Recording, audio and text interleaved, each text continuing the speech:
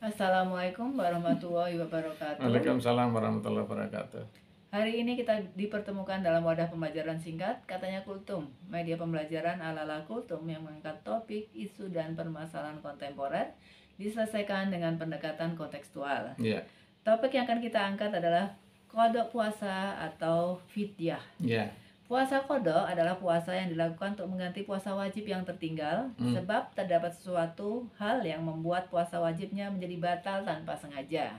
Sementara fidyah berarti menebus atau mengganti. Secara syariat, fidyah bermakna denda yang wajib ditunaikan seorang muslim ketika melakukan hal yang dilarang atau meninggalkan hal yang diwajibkan. Ya, ada beberapa pertanyaan yang sudah saya siapkan. Ya.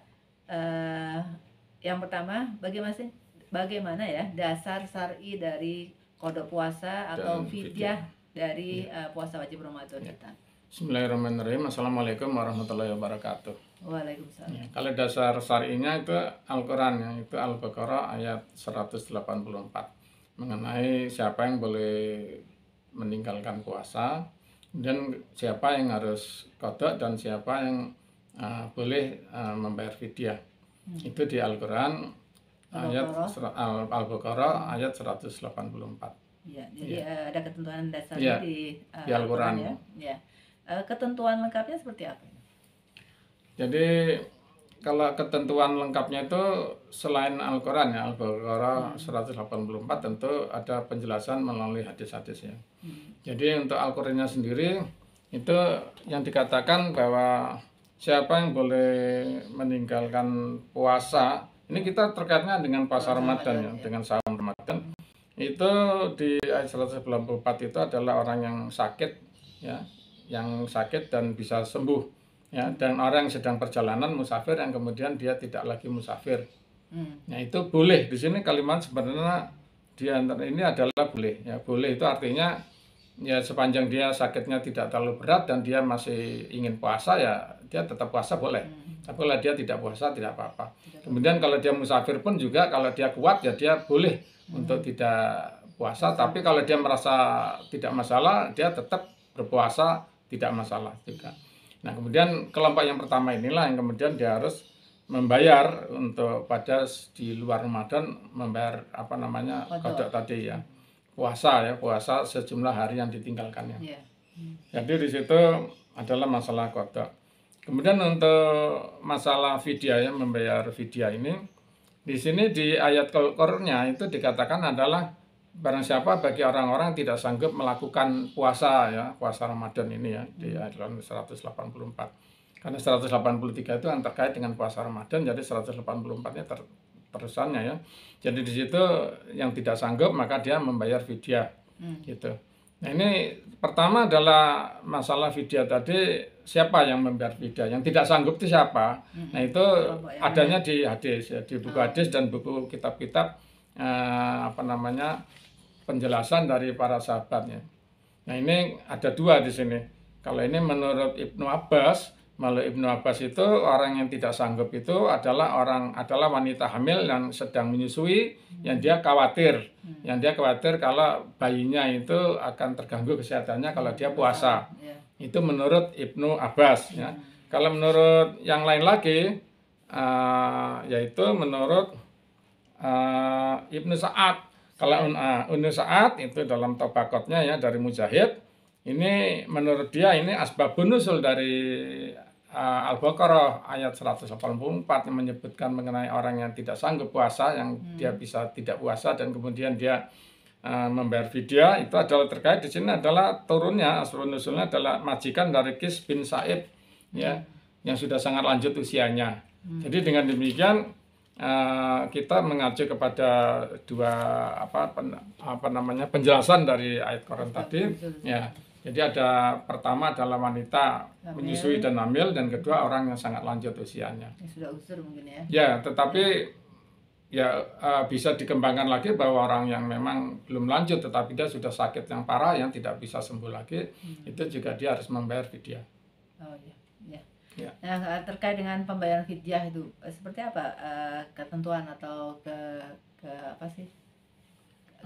Hukumnya ya. Standar ya, hukum syar'inya. Ya. Jadi di sini ada dua hal. Jadi kalau kita membahasnya menurut ilmu fikih ya, ini saya bukan kapasitas saya karena saya bukan ulama ya. Jadi saya hanya baca kitab-kitab ulama ya, dan saya hanya mengikuti ulama, ketentuan ulama. Jadi kalau menurut fikih itu ketentuannya adalah memberikan ya kepada orang miskin itu 1 hari makan ya. Itu diterjemahkan di ulama di Indonesia itu dengan membayar 1 mud atau 1 gantang beras yang kurang lebih untuk orang Indonesia itu adalah sekitar mungkin ya sekitar 700 gram beras lah, kurang lebih seperti itu ya. Tapi di ayat Quran yang maaf jadi saya lupa menyebutkan, di Al-Quran yang 184 Al-Baqarah ayat 184 disebutkan bahwa kalau kamu itu memberi lebih gitu secara sukarela itu adalah suatu kebajikan. Jadi artinya kalaupun ada kita tuh membaca di suatu ketentuan MUI misalkan sekian gram emas, tapi ayat Qur'annya mengatakan bahwa beras itu maka kita bisa melebihkan, itu adalah suatu kebajikan. Ya, itu kalau menurut fikih. Tapi kalau menurut hikmahnya, menurut kontekstual, penafsiran secara kontekstual, maka di situ tergantung kalau kita membayarkan fidyah itu melalui panitia atau ketua RT atau ketua RW atau kepala desa, memang itu yang kita lakukan akan diminta sebesar itu. Standar ya. Ya, kita utang puasa untuk orang tua atau siapapun yang sakit keras yang tidak sembuh lagi itu sebanyak sejumlah hari yang ditinggalkan dan jumlah orangnya dikalikan orang yang tidak puasanya. Ya. Tetapi kalau dalam kita itu tidak menemukan ya panitia atau RT dan kita ingin memberikan kepada orang miskin secara langsung yang kita tahu orangnya, yang dekat rumah kita ada orang miskin yang dia itu kita ingin berikan fidyah kita, maka dengan demikian yang kita berikan sesuai dengan dia makan biaya untuk membeli makanan 1 hari ya, itu berapa rupiah atau yang fidyah standarnya? Ya standarnya kan kita kan ya terserah apakah kita memberi makanan yang kita masak ya untuk dia masak kan gitu ya. Kalau orang miskin kita harus definisikan dia mungkin tidak punya alat masak misalkan ya. Nah ini kemudian atau kita membeli kan, kita masak atau kita beli ya. Ya kalau kita membelikan ya berarti kita belikan aja, belikan makanan untuk makan 3 kali makan misalkan untuk 1 orang. Seperti kebiasaan yang memberikan ya mungkin ya. Ya yang adanya aja, warung yang ada di dekat kita gitu, normalnya lah gitu. Kalau yang memberikan fidyah itu makanya punya kebiasaan makan sehari 2 kali, mungkin juga 2 kali mungkin ya. Pengkalinya. Tapi ayat Qur'annya kan tadi mengatakan barang siapa yang memberikan lebih gitu ya. Ada kebajikan. Ya itu adalah kebajikan ya. Jadi dengan demikian kita jangan hitung ya 3 kali makan lah. Normalnya kan orang Indonesia makan 3 kali sehari. Ya. Ya, saya rasa cukup jelas ya. Jadi qada puasa dan fidyah itu sudah ada bagian masing-masing dan ada ketentuan masing-masing siapa yang berhak atau harus melakukan qada puasa dan siapa yang berhak untuk melakukan fidyah puasa Ramadan ini. Ya, sekian kita akhiri. Wassalamualaikum warahmatullahi wabarakatuh. Waalaikumsalam warahmatullahi wabarakatuh.